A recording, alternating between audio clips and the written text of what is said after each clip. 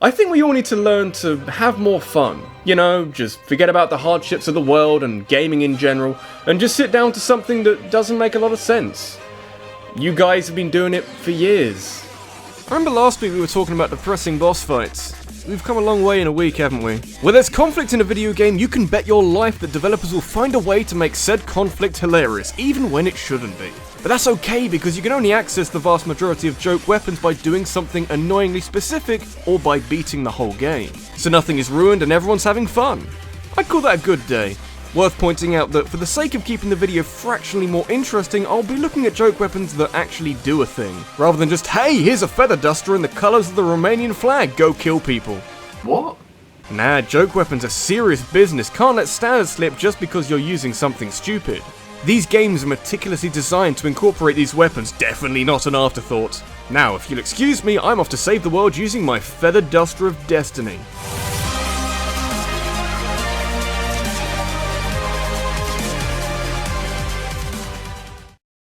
Using joke weapons in a serious setting completely diffuses any tension or drama you may have had. Usually you pick them up for beating the game or doing something ridiculously specific, so it's not like it's ruining whatever tone the game is going for. More so that it gives you an incentive to run through this slow, deliberately paced game with your stupid dum-dum weapon. Though I wouldn't really say that Dead Space 2 was deliberately paced. At least from the standpoint of trying to be a horror game, which it kind of isn't, and maybe the hand cannon is just a way of Dead Space 2 being the kind of game it really wants to be. The original Dead Space was a game that scared the crap out of me. It was a little bit shouty in places, but you still feel ill-equipped to deal with all the terrifying aliens.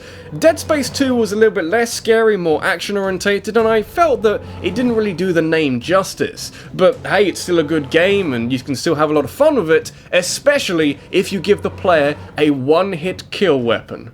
I remember the Tommy gun in Resident Evil 4. Basically, your reward for beating the game and forking over a buttload of cash is a submachine gun with infinite ammo that kills enemies hilariously quickly. Oh yeah, these regenerators, the scariest enemy in the game? Not anymore! I don't know, there's just something incredibly satisfying about demolishing enemies that caused you so much trouble before. Similar case with Dead Space 2, except instead of the Chicago typewriter, you have the hand cannon. A special weapon you can only unlock by beating hardcore mode. Probably doesn't need explaining, but simply getting to the end of Resi 4 is significantly, like, by a factor of 200 easier than beating Dead Space 2's hardcore mode.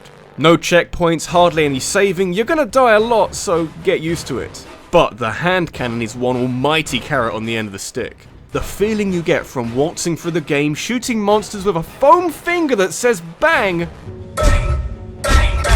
and killing them all in one shot, you know, I'd say it's probably worth it. Clearly Isaac Clarke isn't having the best of times and might be slowly losing it, but this is a hell of a way of embracing it. In space, no one can hear you fucking shoot aliens with a foam finger. What?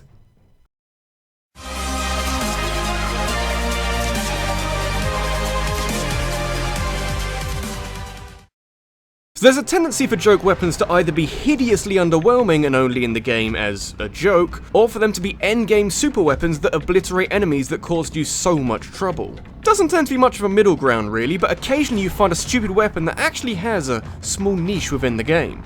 So you can experiment with it while also enjoying the spectacle of using something impractical.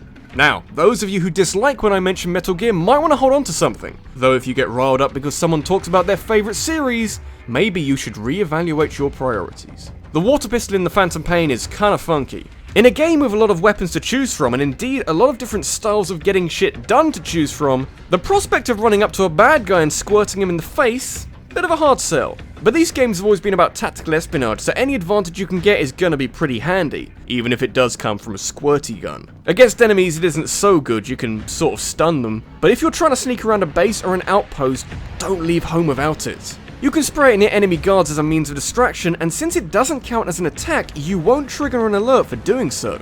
Squirt it on some electronics to quietly disable communications between soldiers or whatever else this console does, or you can use it on a fire to put that out and give you more darkness to skulk around in. And since it's a fucking water pistol, you get infinite ammo for it, because we all know that there's loads of water wherever you go, even an Afghan desert. Can't keep up with all this realism.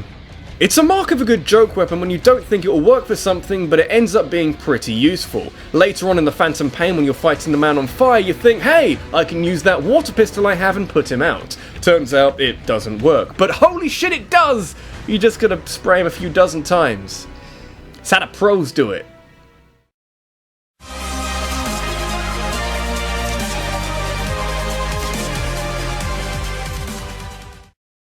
Can a good joke weapon salvage a bad game? No it can't.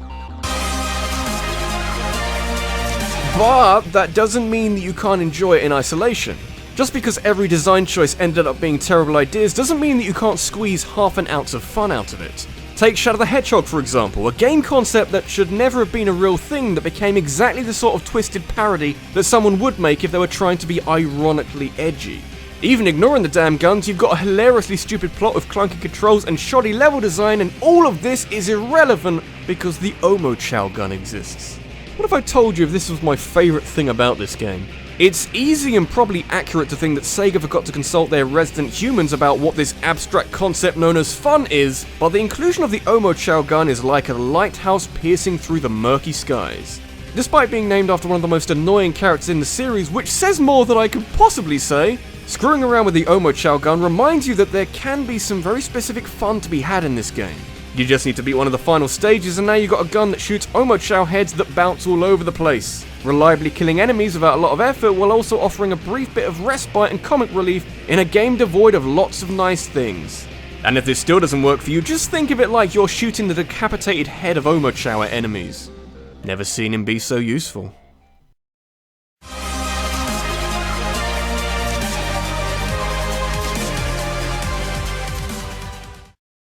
Is it possible for a stupid game to have a joke weapon? If the whole game doesn't take itself seriously, how can you tell the difference between an actual weapon and a joke weapon? Well, every game has its limits and sometimes wants to be grounded in reality.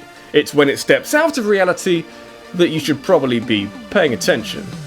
If you clicked on this video and didn't expect Saints Row to be represented in some way, then, I don't even know what to do with you. Go educate yourself, it's a beautiful world out there. For a little while, Saints Row tried to be this competitor to Grand Theft Auto. Not really a competition you're gonna win. It offered more of a customizable experience than GTA. You can pick out your own avatar and build a gang in your image. It was always a little bit stupid, but, so was GTA. Around the time of the third game, though, things started getting even more stupid. Almost as if the people behind the franchise decided that going toe-to-toe with one of the most successful game series of all time wasn't such a great idea. Saints Row the Third is bizarre and just really bizarre, actually. One of the earliest stories I heard coming out of the game was that you could beat people to death with a giant dildo, and while I think there's plenty of mileage in that, I think we can go wackier. Tell me, friend, have you ever wanted to shoot an octopus at a person? Ammunition comes in all shapes and sizes, so why not sea creatures? I mean, have you touched an octopus recently? It's really weird. Now, any other game would be content with simply firing an octopus at a person's head because, hey, that's pretty funny, but Saints Row is all about going further than most would think necessary. That's why these octopi don't just cause problems, they're mind control octopi. Attach one to an enemy's head and after they stop dancing, they'll start fighting for you. This could have easily been some kind of science ray that does the same job, but this is way more fun. The only drawback with it is you don't unlock it, you pick it up alongside some DLC that doesn't matter. Is it worth $3? Probably not, but I've spent that kind of money on Steam and felt disappointed with what I bought. Wouldn't really say the same here.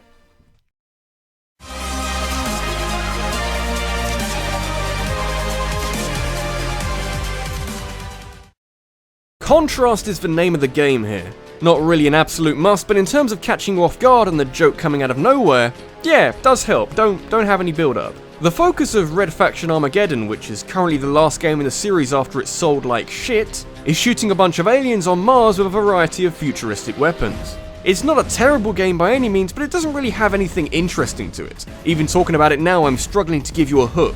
Like, yeah, mining. Mining's interesting. It's got a magnet gun, which is kind of fun, but not a lot more than that though.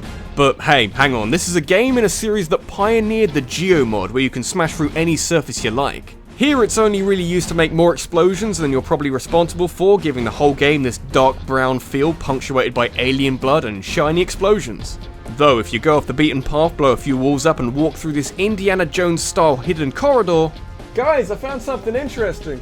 Ladies and gentlemen, meet Mr. Toots. He's a magical unicorn who enjoys cooking and complaining about Metroid games, but mostly he passes the time by being a weapon in this game. Not just any weapon, mind you. You can probably tell by the name, but Mr. Toots gets shit done by farting rainbows on the enemy. So not only do we have a pretty effective weapon with plenty of character and creative thought put into it, but also one that really stands out in this loud game full of explosions. And it's the natural direction to go in. No one has ever played a Red Faction game for the story, and so making the full transformation into a game that has a farting unicorn in it, it's the hero we didn't even know we needed. This week, RabbidLuigi, and the poor sales of Red Faction Armageddon led to the cancellation of any more sequels and the eventual bankruptcy of publisher THQ. The franchise is now under the wing of a revitalised THQ, but we haven't seen any more games. Use the geomod a bit more practically, make the story even more nonsensical, and add more unicorns that fart out rainbows. That's how you revitalise a franchise!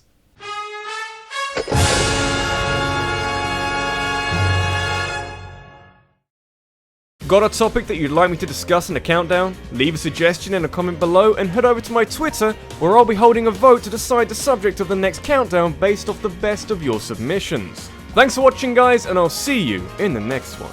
Hey guys, hope you liked that. Pretty normal week for me, mostly planning for Pokemonth and Halloween, though for a reason that may become clear soon, I've been in correspondence with a representative at Nintendo. Though it's not as much fun as you'd think. As soon as you bring up anything to do with YouTube copyright, they change the subject very quickly. You know, I'd guess I'd do that too.